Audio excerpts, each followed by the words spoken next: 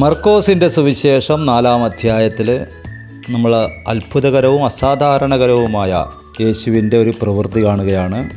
യേശു കർത്താവ് വഞ്ചിയിൽ കിടന്നുറങ്ങുന്നു. വലിയ കൊടുങ്കാറ്റുണ്ടാകുന്നു. പടകിൽ വഞ്ചിയിൽ തിര തള്ളിക്കയറുന്നു. ശിഷ്യന്മാർ പ്രാണഭയത്തിലാകുന്നു. യേശു കർത്താവ് കിടന്നുറങ്ങുന്നു. ഉറങ്ങുന്നതല്ല രസം, ഉണർത്തിയപ്പോൾ യേശു ചോദിക്കുകയാണ്, നിങ്ങൾക്ക് ഇപ്പോഴും വിശ്വാസമില്ലേ?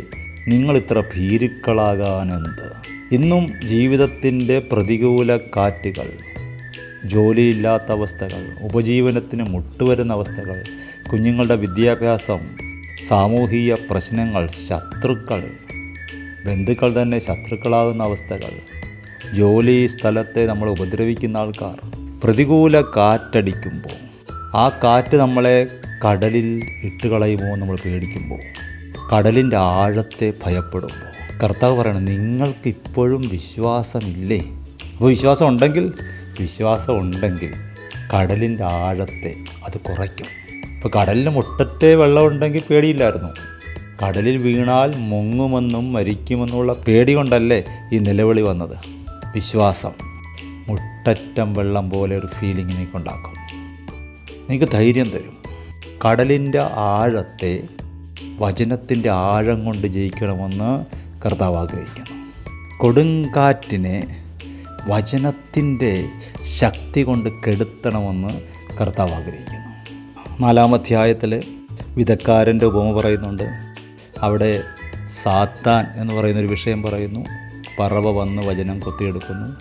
പാറസ്ഥലം എന്ന് പറയുന്ന വിഷയം പറയുന്നു. മുൾച്ചെടി പറയുന്നു. ഇതേതായാലും ഒരു സാത്താന്യ മണ്ഡലത്തെ അല്ല കാണിക്കുന്നത്.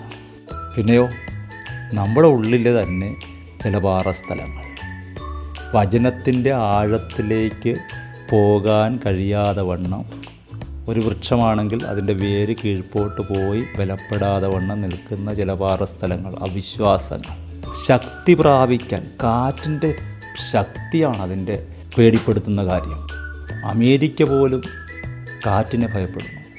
ഏറ്റവും സമ്പന്ന രാഷ്ട്രമാണ്, ഏറ്റവും ശക്തിയുള്ള രാഷ്ട്രമാണ്. പക്ഷേ കാറ്റ് വരുന്നു എന്ന് പറയുമ്പോൾ ആൾക്കാരെ ഒഴിപ്പിക്കുക എന്നുള്ളതല്ലാതെ ഗവൺമെൻറ്റിനൊന്നും ചെയ്യാനില്ല. പക്ഷെ കർത്താവ് പറയുന്നു, കാറ്റിനേക്കാൾ ശക്തി വചനത്തിനുണ്ട്. വചനത്തിനകത്തുള്ള ആ ശക്തിയും വചനത്തിൻ്റെ ആഴവും ഒരുത്തൻ ഗ്രഹിച്ചാൽ അവൻ ജീവിതത്തിൻ്റെ പ്രതികൂലങ്ങളിൽ മുങ്ങിപ്പോകുകയില്ല, അവൻ നിലവിളിക്കുകയില്ല. യേശു കർത്താവ് എഴുന്നേറ്റു. നിങ്ങൾക്ക് ഇപ്പോഴും വിശ്വാസമില്ലേ? അതിനൊരർത്ഥം കൂടെ ഉണ്ട്. 12 പേരെ ദൈവമായ ഞാൻ നിങ്ങളെ വിശ്വസിച്ച് കിടന്നുറങ്ങിയില്ലേ? ഞാൻ നിങ്ങളെ വിശ്വസിച്ചില്ലേ? യോഹന്നാൻ്റെ സുവിശേഷത്തിൽ 2-ാം അധ്യായത്തിൽ നമ്മൾ കാണുന്നു, അവനെ വിശ്വസിച്ച എല്ലാവരെയും അദ്ദേഹം വിശ്വസിച്ചില്ല. പക്ഷേ ഈ 12 പേരെ വിശ്വസിച്ചു. ഒറ്റിക്കൊടുക്കാൻ പോകുന്ന യൂദയെ വരെ വിശ്വസിച്ചു.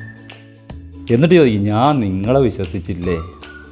അതല്ലേ നിങ്ങൾ വഞ്ചി ഓടിക്കുമ്പോൾ ഞാൻ കിടന്നുറങ്ങിയത്? ഞാൻ നിങ്ങളിൽ റെസ്റ്റ് ചെയ്തെങ്കിൽ നിങ്ങൾക്ക് എന്നെ ഒന്ന് റെസ്റ്റ് ചെയ്താലെന്താ? വചനത്തിൽ നമ്മൾ വിശ്രമം കണ്ടെത്തണം.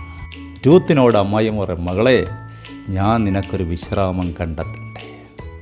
ഭാഗ്യവശാൽ, ആ വാക്ക് ശ്രദ്ധിച്ചോ, ഭാഗ്യവശാൽ രൂത്ത് ബോബസിൻ്റെ വയലിലാണ് ചെന്നത്.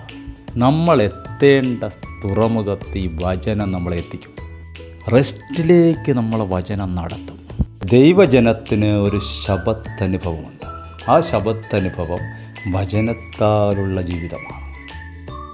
വചനം നിത്യജീവിതത്തിൽ ഉപയോഗിക്കാൻ ഒരുത്തൻ തുടങ്ങുമ്പോൾ അനുദിന ജീവിതത്തിൽ അവൻ്റെ മാനസിക ആവശ്യങ്ങൾക്ക്, ശാരീരിക ആവശ്യങ്ങൾക്ക്, ആത്മീയ ആവശ്യങ്ങൾക്ക് അങ്ങോട്ടും ഇങ്ങോട്ടും ഓടാതെ, എന്ന് പറഞ്ഞാൽ മാനസിക ആവശ്യങ്ങൾക്ക് വേണമെങ്കിൽ നമുക്ക് സിനിമയ്ക്ക് പോകാം, പാർക്കിൽ കറങ്ങാൻ പോകാം, യൂട്യൂബിലേക്ക് പോകാം, വീഡിയോകൾ കാണാം. ശാരീരിക ആവശ്യങ്ങൾക്ക് നമുക്ക് ഈ ലോകമനുഷ്യർ പോകുന്ന കണക്ക് ഇഷ്ടമുള്ളത് വാങ്ങിക്കഴിക്കാം, ഇഷ്ടമുള്ളിടത്ത് ഓടി നടക്കാം.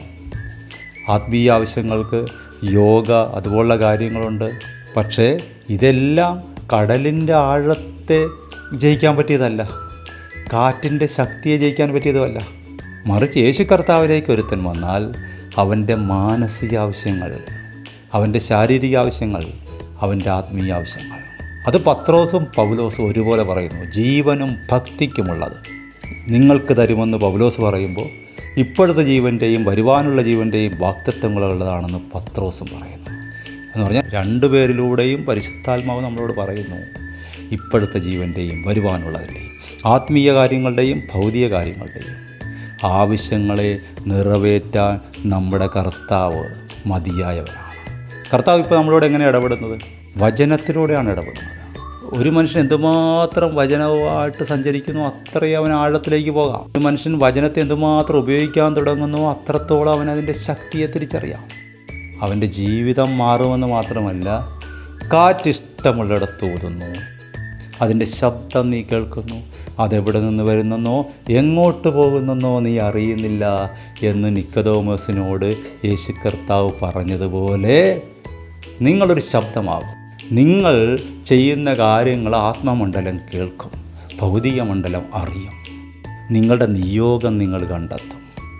നിങ്ങളും ഞാനും നമ്മുടെ നിയോഗത്തിലേക്ക്, നമ്മൾ ആഗ്രഹിച്ച തുറമുഖത്തിലേക്ക് ഈ കാറ്റ് നമ്മളെത്തിക്കും.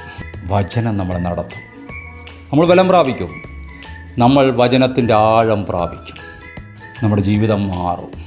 പിന്നെയോ പടകിൽ അവൻ തലയണ വെച്ച് ഉറങ്ങുകയാണ്. നമുക്ക് പേടിയില്ല. കാരണം ആ സാന്നിധ്യം നമ്മൾ അനുഭവിക്കാൻ തുടങ്ങും. അവൻ ഉറങ്ങുന്നുവെങ്കിലും അവൻ്റെ ഹൃദയം ഉണർന്നിരിക്കുന്നു എന്ന് നമ്മൾ അറിയും. അവിടെ നമ്മളെക്കുറിച്ചൊരു വിചാരമുണ്ട്. ഞാനോ എളിയവനും ദരിദ്രനുമാകുന്നുവെങ്കിലും കർത്താവിനെ വിചാരിക്കുന്നു. ദരിദ്രരെ എളിയവനെ വിചാരിക്കാൻ വേറെ ആരെങ്കിലും ഉണ്ടോ? കർത്താവല്ലാതെ. കർത്താവ് നമ്മളെക്കുറിച്ച് വിചാരിക്കുന്നു പറഞ്ഞാൽ അവൻ കരുതുന്നു, അവൻ നോക്കിക്കൊള്ളും. ദരിദ്രനോ ധനവാനോ, സമ്പന്നനോ ആരോഗ്യമുള്ളവനോ ബലഹീനനോ, ഈ കാര്യങ്ങളൊക്കെ ലോകമനുഷ്യരാണ് നോക്കുന്നത്, ദൈവം നോക്കുന്നില്ല. അതുകൊണ്ടാണ് ഹോശേയയുടെ പുസ്തകത്തിൽ പറയുന്നത്, ഞാനിനി എഫ്രൈമിനെ തകർത്ത് കളയുകയില്ല, നിരസിച്ച് കളയുകയില്ല. ഞാൻ മനുഷ്യനല്ല, ഞാൻ ദൈവമാണ്. ദൈവത്തിലാണ് നമ്മൾ ആശ്രയിക്കുന്നത്. വചനത്തിലൊരുവൻ ആശ്രയിക്കുമ്പോൾ ദൈവത്തിലാണ് ആശ്രയിക്കുന്നത്. അവിടെയുള്ള ധൈര്യം അത് മനുഷ്യനല്ല, ഒരു മനുഷ്യൻ ചിന്തിക്കുന്ന പോലെ അല്ല, മനുഷ്യൻ കാണുന്ന പോലെയല്ല. ദൈവമായതുകൊണ്ടാണ് നമുക്ക് പ്രതീക്ഷയുള്ളത്. അതുകൊണ്ട് ധൈര്യമായി വചനത്തിലേക്ക് തിരിയുക, വചനത്തിൽ ആശ്രയിക്കുക, വചനത്തിൻ്റെ ആഴങ്ങളിലേക്ക് പോകാൻ കൊതിക്കുക, വചനത്തിൻ്റെ ശക്തി പ്രാപിപ്പാൻ ദിനംതോറും അതിനോടുകൂടെ സഹവസിക്കുക. നിങ്ങൾ കാറ്റിനെ അടക്കും, നിങ്ങൾ കടലിൻ്റെ ആഴത്തെ ഭയപ്പെടുകയില്ല. ദൈവം അനുഗ്രഹിക്കട്ടെ. ആമേൻ.